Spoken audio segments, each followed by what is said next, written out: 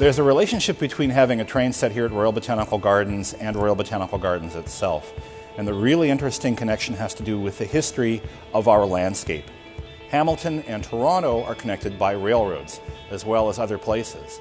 And in the mid-19th century, the construction of those railroads right through our area completely reshaped the landscape of the Burlington Heights.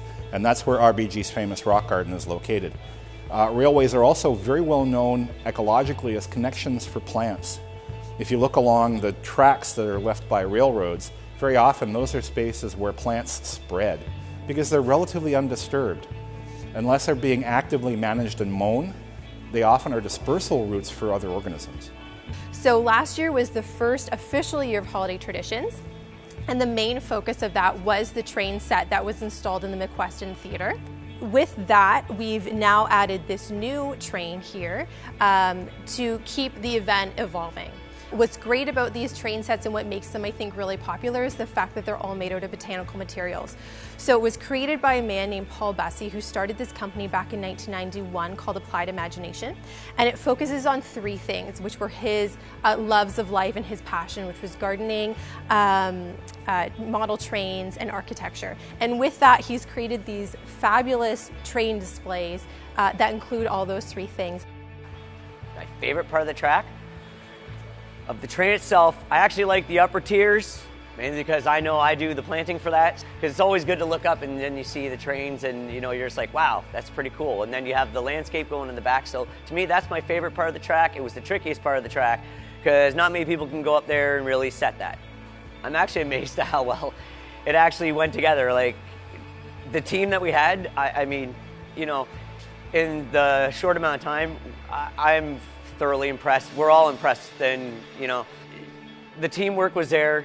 Great group of guys to work with. I mean, we all took ourselves to the limits with this one. So, well, we have a number of stages that we go through. Obviously, the train setup has to be installed first.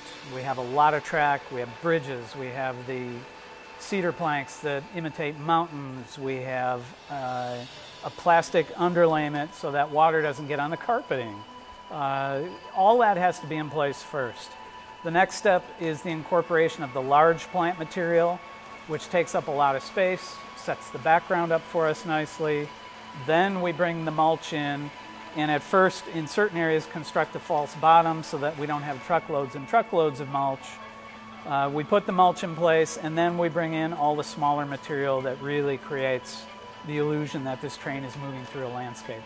My favorite part of the train display is specifically we're talking about the icons, I would say Niagara Falls. I like them because they were made of natural material, and I was absolutely amazed what they did with them. The little walnuts and others absolutely boggled my mind at what people can do with natural material. My favorite part is when the trains went through caves. I think the CN Tower part, it was really cool.